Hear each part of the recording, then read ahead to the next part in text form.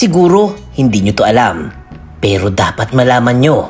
Kaya alamin natin kung paano na maalam o namatay ang mga nagdaang Pangulo ng Pilipinas. Mr. D. Number 1, Emilio Aguinaldo, 1899 to 1901. Siya ang tinuturing na unang Pangulo ng Pilipinas. Siya rin ang pinakabatang naging presidente sa edad na 29 years old. Kilala siya sa pagdeklara ng kalayaan sa Kawit noong 1898 at sa pamumuno sa Revolusyon laban sa Espanya. Ngunit alam niyo ba na sa mahabang buhay niya, umabot siya ng 94 years old at unti-unting bumigay ang kanyang puso. Mula October 5, 1962 hanggang February 6, 1964, halos hindi na siya makalakad at halos bulag na habang nakakonfine sa Veterans Memorial Hospital sa Quezon City. Sa madaling araw ng February 6, 1964, bandang 3 o'clock ng umaga, tuluyang sumuko ang kanyang puso dahil sa coronary thrombosis, isang uri ng malalang atake sa puso. Sa huling sandali, inalay sa kanya ng pamahalaan ang isang state funeral.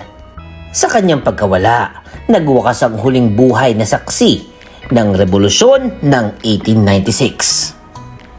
Number 2, Manuel L. Quezon, 1935 to 1944. Ang ama ng wikang pambansa at Pangulo ng Commonwealth ay isa ring biktima ng isang karaniwang sakit noon, ang pulmonary tuberculosis.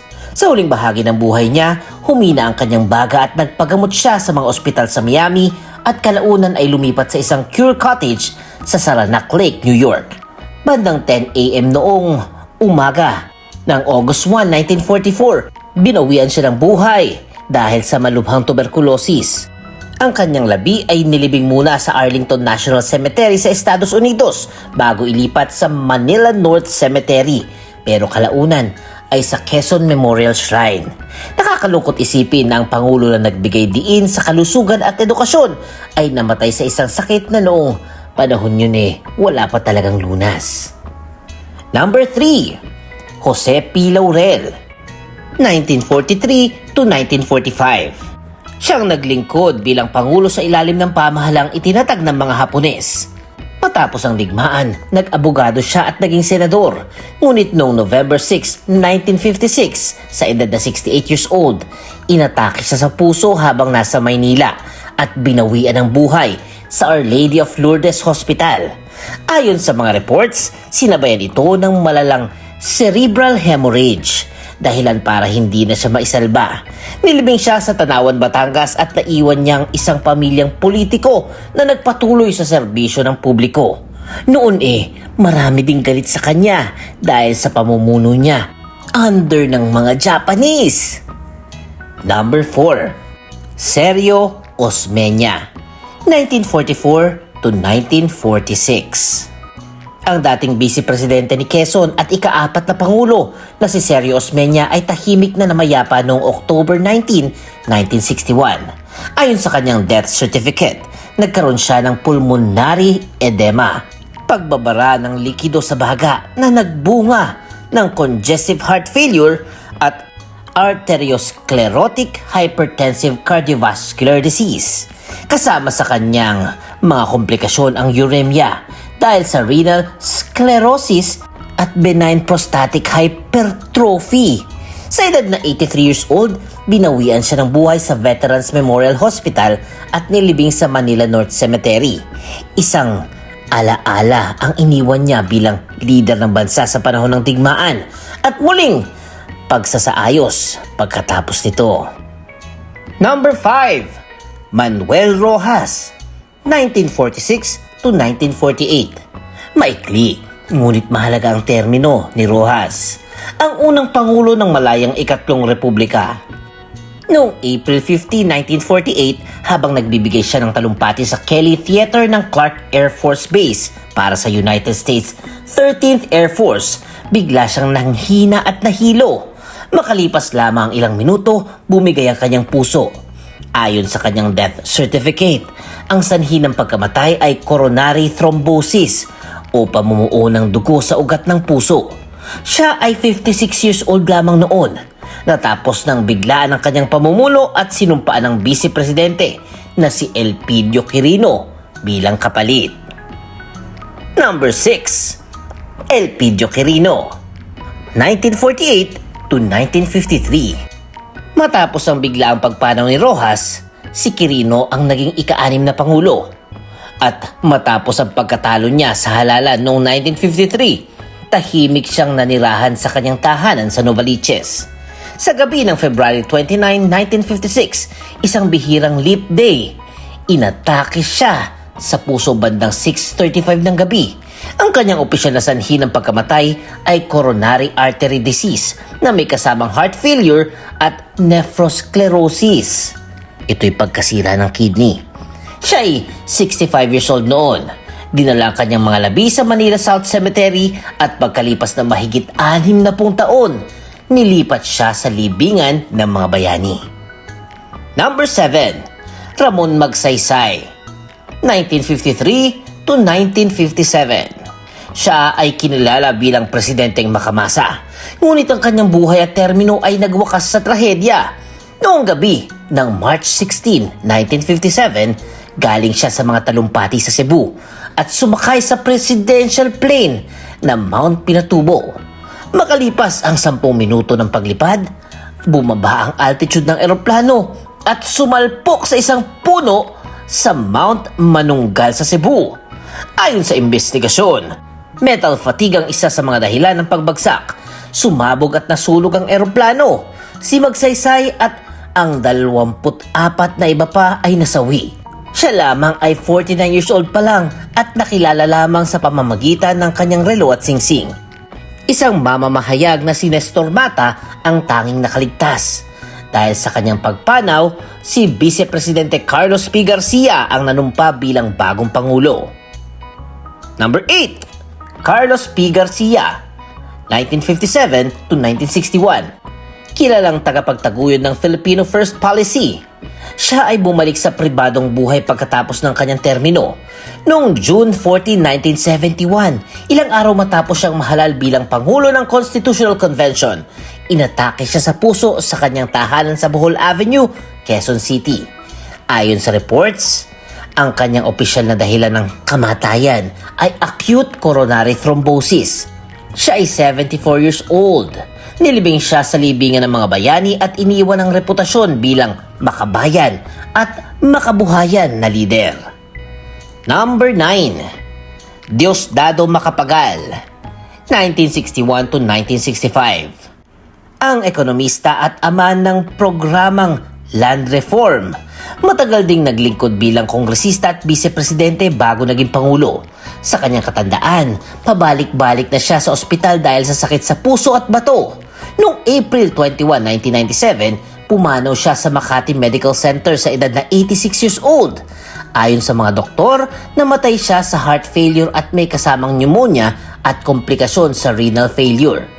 Binigyan siya ng state funeral at nilibing sa libingan ng mga bayani. Siya rin ang ama ni Gloria Macapagal Arroyo na naging pangulo din noong 2001. Number 10. Ferdinand Marcos, 1965 to 1986. Siya ay nanungkulan ng mahabang panahon hanggang sa mapatalsik sa pamamagitan ng People Power Revolution noong 1986. Pinalaya siya at nanirahan sa Honolulu, Hawaii, kung saan lalo pang lumala ang kanyang kalusugan. Noong September 28, 1989, bandang 12:48 ng madaling araw, tuluyang tumigil ang tibok ng kanyang puso. Ayon sa mga doktor ng St. Francis Medical Center, namatay siya sa cardiac arrest at matagal na siyang pinahirapan ng pagkabigo ng puso, baga at bato. Hindi pinayagan ni Pangulong Corazon Aquino na mailibing siya sa Pilipinas, kaya nanatili muna ang kanyang bangkay sa Hawaii hanggang sa payagan ng susunod na administrasyon na maiuwi sa Ilocos Norte. Number 11. Corazon Aquino, 1986 to 1992. Ang tinaguriang ina ng demokrasya na si Cory Aquino ang pumalit kay Marcos matapos ang makasaysayang EDSA People Power Revolution. Noong 2008, nalaman niyang meron siyang colon cancer. Sumailalim siya sa chemotherapy, ngunit kumalat ang sakit sa ibang bahagi ng kanyang katawan. Ayon sa kanyang mga anak, natapos ang kanyang 16 months na laban sa cancer at bandang madaling araw ng August 1, 2009, namatay siya sa cardiorespiratory arrest sa edad na 76 years old. Nagdeklara si Pangulong Gloria Macapagal-Arroyo ng 10 araw na pambansang pagluluksa. Nilibing si Cory sa tabi ng kanyang asawang si Ninoy sa Manila Memorial Park. Number 12. Fidel V. Ramos, 1992 to 1998. Siya'y kilala bilang Steady Eddie, isang general na tumulong ibagsak si Marcos noong 1986 at nang maging pangulo ay nagpatupad ng maraming reforma. Sa kanyang katandaan, naging aktibo pa rin siya, ngunit noong panahon ng pandemya, nagpositibo siya sa COVID-19. Ayon sa pahayag ng Malacanang, si Ramos ay pumanaw noong June 31, 2022 dahil sa komplikasyon ng COVID-19 sa edad na 94 years old. Nagpahayag ng pakikiramay ang marami, kabilang na ang pamahalang Pilipinas, at kinilala ang kanyang papel sa modernisasyon ng hukbong sandatahan. Number 13. Benigno Noynoy Aquino III, 2010 to 2016. Ang ika-15 pangulo at nag-iisang anak na lalaki ni Cory at Ninoy. Si Noynoy Aquino ay namahinga sa politika matapos ang kanyang termino. Matagal siyang may diabetes at sumailalim sa kidney dialysis. Noong June 24, 2021, natagpuan siyang wala ng malay sa kanyang tahanan. Ayon sa kanyang death certificate, bandang 6:30 ng umaga ay binawian siya ng buhay dulot ng renal disease secondary to diabetes. Pinahayag ng kanyang kapatid na si Pinky Aquino Abellada na tahimik na pumanaw si Noynoy sa kanyang pagtulog. Siya ay 61 years old pa lamang. Nilibing siya sa Manila Memorial Park malapit sa puntod ng kanyang mga magulang. At eto naman ang mga pangulong buhay pa sa kasalukuyan. Sina Joseph Estrada, Gloria Macapagal-Arroyo, Rodrigo Duterte at ang kasalukuyang pangulong si Ferdinand Marcos Jr. ay buhay pa. Si Estrada ay pinanganak noong 1937, ay nagkaroon ng karamdaman ngunit nakaligtas. Sina Arroyo, pinanganak noong 1947. At syempre si Duterte, pinanganak noong 1945, ay patuloy na aktibo sa politika. Si Bongbong Marcos, anak ng dating pangulo, ang nakaupong pangulo ngayon, at syempre buhay pa rin. Hangad natin ang mabuting kalusugan para sa kanila at ang pagkatuto mula sa mga nakaraang pangulo. Pero syempre, kung nagnakaw kayo, ibang usapan na to. Sana makulong kayong lahat ng mga kurakot. Sa likod ng bawat libing, may iniwang alaala. Sa likod ng bawat pagpanaw, may naiwan ding aral para sa mga susunod na henerasyon. Kaya ang tanong, sa lahat ng pangulong nabanggit natin, sino ang pinaka nagulat ka sa naging paraan ng kanyang pagkamatay? At kung nagustuhan nyo ang ating video for today, please comment. RIP mga Deads! At syempre, huwag kalimutan mag-like, mag-share, mag-comment at mag-subscribe na kay Mr. D kasi masayang matuto! The end! Huwag kalimutang i-click ang subscribe button at bell icon ni Mr. D para masaya every day! See you, D-Fam!